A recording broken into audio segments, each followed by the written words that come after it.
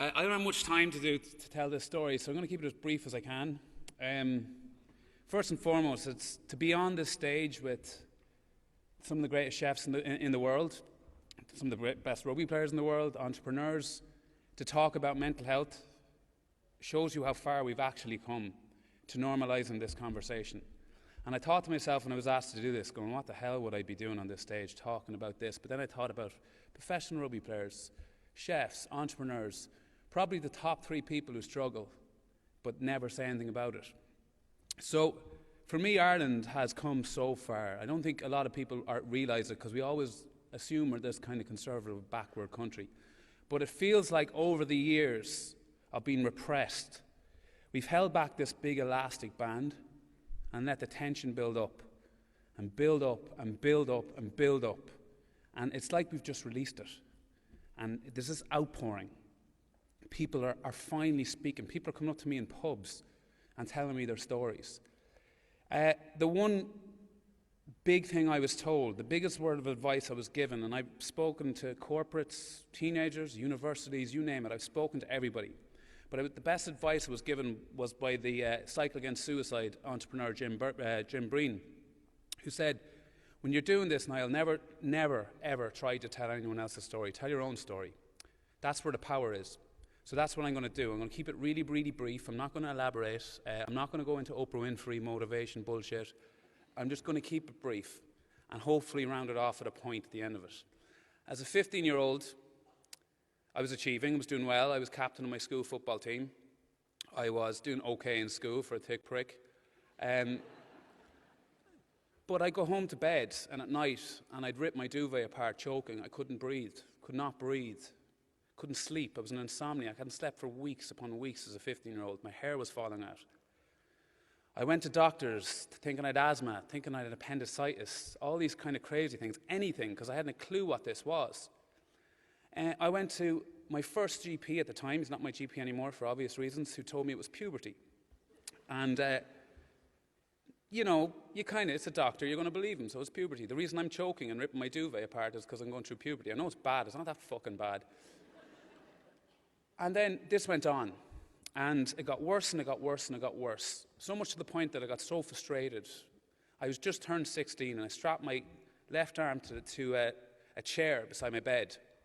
And I took my right arm and I smashed it against the side of the bed until I felt every bone break in my forearm, until I felt the bone coming out of my forearm, out of pure frustration. But I was relieved because I felt if I went into the doctor or into the hospital where I get my arm fixed, they would tell me what was wrong with me. So I went in. First and foremost, they said, your arm's fucked. I went 8 years in college, brilliant. And he disappeared and he came back and I built myself up. I said, I want to tell him. And he walked in. He was a foreign guy. And I looked at him and I showed him my arm. I said, I did that to myself. And he looked me in the eye and he said, it's puberty. And as funny as that sounds, when I left that hospital and my mother was in the car park, I thought of the 3 different ways I could take my own life. Out of pure fear and terror, because I didn't know what was wrong with me. I hadn't slept in nearly a year. But I was achieving. I was getting better at sport. I was starting to represent Leinster in rugby. I was, all these things were going well because I was using sport was the only antidote and medication I had for what this was, and I couldn't tell my family. That's what was so difficult about this. So this bred, so much so I started getting very acutely depressed to the point where I couldn't even leave the house. I couldn't function. I couldn't, when I finished school, I'd run down the railway track. I'd hide under the piano at home if anyone knocked on the door. This went on for years. And this wasn't something a 15-year-old should ever have to go through, or a 16-year-old. It was pure terror. So much so that I was breaking my own arm. So this went on to college. And the thing with mental health and depression and anxiety issues, you always feel the next step will be better. And when you get around that corner, everything will be okay. It doesn't work that way. It follows you. I went to college. I dropped out first year. I couldn't walk into a lecture hall. I couldn't walk into a room. Like, I'm here speaking in Bord Gáis Energy Theatre to God knows how many people about mental health. When I was 18 or 19, I used to lock myself in the toilet in UCD, literally shaking and having panic attacks. And I dropped out of college. So at this point, I had just got a scholarship to play rugby in UCD. I played rugby for the Irish under-21s. All this insane stuff was happening. People were saying, Jesus, he's flying. It's great. I was in absolute hell. Hell. Dropped out of first year. Became a professional rugby player. And I remember when I signed the deal, you know, your parents are going, this is brilliant, it's the best thing that ever happened. I felt nothing. At this point, I was on medication. Everyone around me was aware of how bad it was getting. I started playing with Leinster, and the big thing with rugby, and you know, Jamie here, absolute hero, but the big thing with rugby is the first word you hear when you hear the word rugby is you think the word macho. Oh, it's a real manly sport. No way could I go to my coach or my doctor to tell them I was deeply, deeply depressed and also couldn't function, I couldn't breathe, couldn't sleep, having a panic attack every single night. Couldn't tell them this. So every Monday morning we go into our team doctor and we'd have to say, like, you know, give them some kind of injury. You'd say, whatever, you'd make something up anyway, every Monday. And I'd die in my bed Sunday because I'm going to tell him on Monday. I'm going to tell him what I'm going through. I have to tell him. And I get into the doctor's office and I take a deep breath and then I say, I've fucked up my finger or something. I'd make something up. But I never could tell him. And I met that doctor 8 years later and I told him that and he cried. And I went, yeah, I appreciate the tears, but if I told you and you told my coach, would my coach have judged me? And he went, yes, he would have. So that's where we were back then. Just purely, people in the press, when I said I retired because I was injured. I was retired because I couldn't function. I couldn't function. I could not be a professional rugby player. 2 days before my first cap at Leinster, I was in my apartment in UCD, and the only thing I can describe it, I wanted to rip my own skin off my face. And I was banging my head, genuinely physically banging my head against the wall to try and knock myself out because I couldn't face playing the match because I was so acutely depressed. So I rang the coach and the doctor. I said, I can't do it. I said, I've got food poisoning. So they sent somebody up to have a look. And I did that thing you do in school, you know, that made your mouth all dry, got as hot as I could, said, yeah, he's fucked, he can't play. And I said to myself, I have to stop. I can't do this anymore. So I retired, and I went on to the next logical thing a professional rugby player does, and I went into music. With my school friends, my very, very close school friends, who were pretty aware of my background and my life. And it was pretty good, and people would always say, with, you know, general anxiety disorder, getting on stage, it must be a disaster. That's where I'm most comfortable. Getting up here is a piece of cake. If I miss a phone call, I'm on the floor having a panic attack. That makes no sense.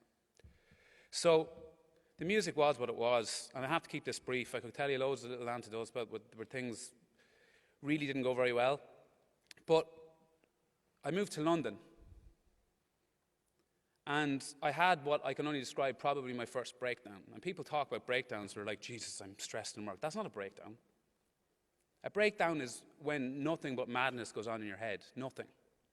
You can't look at your own mother. Somebody came in and told you that your father was killed in a car crash. You couldn't feel anything. I know that's hard to hear, but it's important you get the message here. And I know there's a large majority of people in this room who deal with this. So what ended up happening is I was in London. I was going to meet my flatmate. And I was walking up the road, and it was literally, and this had never happened to me before, as if the lights were turned out. It was a beautiful, sunny summer's day in London. The lights were turned out, and I cannot describe what happened. I walked to the park beside our house, and I lived there for 2 days. I could not face the world. I could see London, like, in the kind of horizon, and I felt safe because I knew there was this big, massive gap between me and people. I knew at this point that I was deeply in trouble. I was highly addicted to sleeping pills. I was on 400 milligrams of antidepressants. I was barely able to function, and I got a phone call. At this point, perfect timing, asked me would I like to be a coach on The Voice of Ireland. I was in a perfect condition to do it. To be perfectly honest, once again I said, new avenue, it'll all be grand. Flew over to Ireland, and it was okay. It was good to be home because it was close to my family. I got to, see my mum every weekend. That was a huge comfort. But this is where the story changes, and I'll be as fast as I can telling you this. The third live show of The Voice, I remember getting the knock on the door, 6:15. get your mic, get side of the stage, we're going live. There was 700,000 people watching it. Our producers say 800,000, but I think they're talking shite. 700,000 people watching it. And as the knock came in the door, little did our stage manager know that I was having, to this day, the most powerfully profound panic attack I've ever had. I was on the floor, my ears were ringing, I was vomiting, I was choking. It felt like I was drowning. It felt I couldn't swallow my own saliva, and I was drowning. It was terror. My shirt was ripped, and those of you who don't know much about television, men wear makeup on television. So I looked like a girl who just got dumped at the Debs. My face was covered in shit, black all over the place. It wasn't a good look. And I walked out the dressing room, the knock. I had to dig so deep. I don't know how. Anyone in this room who's had a panic attack knows that it takes absolute weeks to get over one. I had 5 minutes. And I walked out onto stage, and the only person that was there for my comfort was Keane Egan. And I was like, I'm fucked. How's this going to... And they were like, he was like, Breds, what's going on with your face? And I wanted to go to him. Keane, I've just had the most profound panic attack I've ever had. I've struggled with depression and anxiety all my life. But I just went, whatever. And I couldn't tell him. And I walked out, and I walked past Catherine Thomas' live stream, and I looked at her and said, please don't talk to me. I need to get through this. First 15 minutes, I shook in my seat. Had a break, ran out. And in the dressing room, there was my phone. And there was a text from my mother, and she goes, are you okay? And I went, no, I really amn't. And that was the lowest I'd ever gone. And I went home that night to the hotel. I went to the hotel that night. And I promised myself that this was going to change. And that was the changing point in my entire life. And here's what I did. This is my story, remember. This isn't what you all should do if you're struggling like this. This is my story. I gave my depression and anxiety a name. I humanized it. I decided to fight back. I gave it the worst name I could think of, and I know I'm going to offend someone in this room whose name is Jeffrey with a J, but I gave his name, I call him Jeffrey. Is there any Jeffreys here? Thank fuck. It's a terrible name. It's a terrible name. So I gave it a name, and I decided I was going to come up with a game plan. And part of my game plan was physical health, because I knew when I played rugby and I played sport, it was the one thing that kind of made me feel normal. So I decided to, one thing I used to do, and here's a tip, right? 2 o'clock every night, I'd have a panic attack, every night. I'd wake up, I'd get a sore throat. Within 5 minutes, I was on the floor, couldn't move. So what I started doing was put a pair of runners beside my bed. And every time I felt my throat get sore when I woke up, before I even had time to think, I put on the runners and I'd run. I was like Forrest Gump. I would just run and run and run and run. And I did that every night. And the 14 days into this, every night I ran 39 kilometres in the middle of the night in a pair of shorts. And I knew everyone at home in Mullingar was looking, Bresson's at it again. Crazy bastard. And here was I was just like a gazelle running through the streets. And I got home that night, like shaking with tiredness. The next morning, or the next day, I went to bed and I woke up at 8 a.m. the next morning and I went, what? Oh my God. And I just thought to myself, I didn't have a panic attack. This is incredible. Like, this is a breakthrough for me. I have never, ever, ever had a panic attack at night again. And I started to realize maybe I do have an element of control here. So I decided to take on other things. One of my other issues was I had a massive phobia of water, huge phobia, and I knew Jeffrey hated water too. I knew he hated it. So I said, I'm going to fucking throw you into the water now, and you're going to hate it. And so I learned to swim. I'm like, the hardest thing I've ever done, I learned to swim. And my first open water swim in Dun Laoghaire, and this is a story that my mother had to read in the press.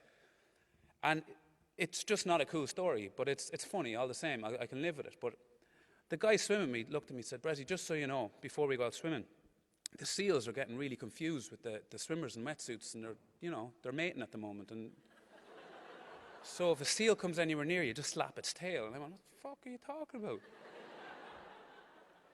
I'm going to get sexually assaulted by a seal, and I have to swim in open water. So I got into the water. I'm just too stubborn. I got into the water, and I think I did an Olympic record 2K swim around Dun Laoghaire Harbour, the quickest thing you've ever seen. And I got out of the water, and I looked to my mate and said, I didn't see any seals. He goes, Bressie, there are no seals. And then I had to read I said this in an interview, and someone put in the press, and my mum sent me the message. She goes, "I'm so proud, son." It said, "Bressie feared Seal was going to have sex with them." You won't beat that headline. No matter what you do for the rest of your life, that headline won't be beaten. And she was proud. But I learned to swim, and then I decided I was going to take something else on. What else did Jeffrey not want to do? I decided to do a 70.3 Ironman, and I put it all together, and I started realizing something. At this point, it was important that I stopped hiding it from the public. Part of my job, like it or not, is that you're in the public eye. It's a big part of your life. And I was on my hands and knees as a 15-year-old begging for somebody to come out and say I wasn't insane, that this was normal. And no one ever did. And I promised myself, if I ever got to the point that I could be that person for a potential teenager who's going through the same, that I wasn't going to look it up. I was going to be that person. And I decided to tell the press and the public. And I thought I was going to lose my job. I thought all these crazy, irrational thoughts that people with generalized anxiety disorder think. It's all irrational. I told the press, and the public support was the greatest feeling I've ever had. To know that, number one, people appreciated it, but also that when I told the public, that was the last obstacle.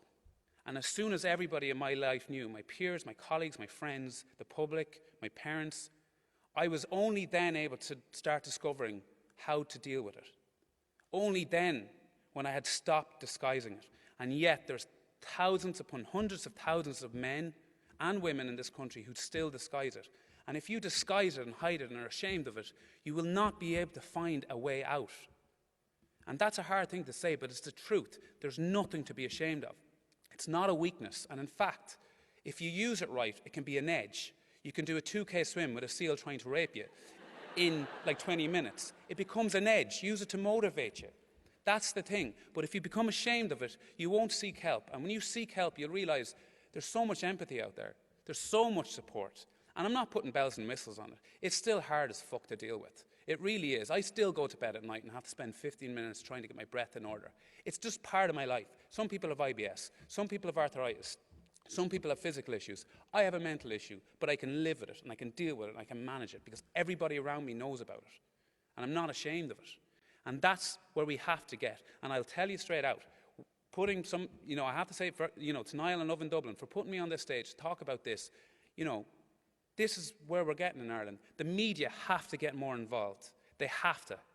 And they're doing a good job, but I'm being asked to do radio interviews about mental health, and I'm given 2 minutes. I can't speak. You can speak about property prices for 55 minutes in your fucking radio show, but you won't talk about depression for 2 minutes. That's not helping anyone. We've got to make real changes.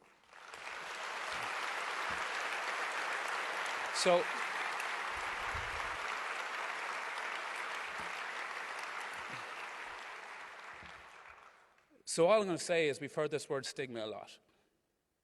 It's the word that we're hearing the most. And the point I just want to make before I finish up, my life became so much brighter, so much more dealable, with everything that I went through, when everybody knew about it. Genuinely. When I got it all off my shoulders, only then could I seek real help. And it was the 7th or 8th journey I went on that was the one that worked. I meditated, I was meditation, medication, you name it, I did everything. But it was a combination of a few of them. And it was 7 or 8 years of looking before I found it. And now I can say I've got relative control over my own mind. And you look at something like the internet as well. On last point, for every problem the internet creates, there's 100 solutions. And we talk about teenage mental health, and we talk about putting adverts on TV and, radio. They don't listen to TV, or don't watch TV, and they don't listen to radio anymore. It's all online. It's all technical. Why aren't we developing apps? Why aren't we developing online content that not only supports them, but protects them? Because we know it can be a dangerous place, but there has to be someone out there with the brain to pull this together. It certainly isn't me. But I just think at this point, we are normalizing this conversation. And there's 1,200 people in this room. It's about magnifying it. It's about you going and telling your mates in work tomorrow about this. It's about you going and telling your parents. And I know there's somebody in this room, or quite a lot of people in this room, who are dying to talk, just dying to do it. Do it. Telling you. Because although it's still difficult, you'll find so much empathy. Thanks a million.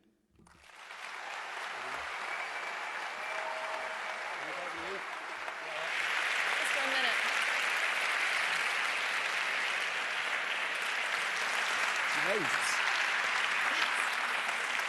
Welcome to the oversized couch. That's ridiculous. Yeah, no, try that end. It's actually what kind of comical. freak would fit? Well, I'd probably fit in it.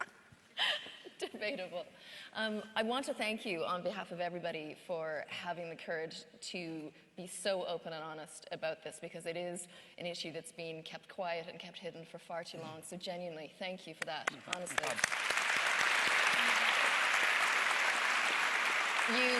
You spoke about your impetus for actually sort of wanting to start sharing a story about, you know, that if there was a 15-year-old boy out there feeling the same way as you, and we know that there are many of them, it's far too upsetting hearing about the level of suicides in our country. So from the point of view of the organizations that you're working with AWARE, the Cycle Against Suicide, is there something that we can all do to help support other than giving money? Well, the big thing in Ireland is we hear the word mental health services and all this. And I mean, it's important that we start, obviously, funding that relative to the absolute epidemic that is going on in this country at the moment. But the fact is, society and the media have so much power here. And I made this point, and I'll make it one more time. If we can make the Kardashians relevant, the media can make the Kardashians relevant, you can show the power they could potentially have at mental health. They could actually, you know, really get their teeth into it. There's no point in putting documentaries on policies and statistics. People going through acute depression couldn't give a shit. They want ways of dealing with it. They want to know other people are dealing with it. And I think until our media truly get involved with it and don't just kind of pay it, you know, we have a social responsibility to talk about mental health because everyone's, you know, bollocks. You have a responsibility to put real programming on it. And it's that, you know, we have Operation Transformation, we've every second show is about obesity. Every second show is about losing weight. Where's the show about mental health? Do you think the problem is the fact that it's invisible? And so, you know, we know that cancer exists. You don't question somebody with cancer and say, sure, suck it up, you're a bit low, you know. You don't, you know, steal the nerve. But there is that sort of environment around depression and mental illness, that thing of, you know, they just, you know, they need to suck it up. But which is horrific. That's a generational thing, you know. And, you know, up until 1996 in this country, if you committed suicide, you weren't allowed to be buried in a graveyard because it was a cardinal sin. That's the bollocks that we had to go through. And you know, that takes a long time.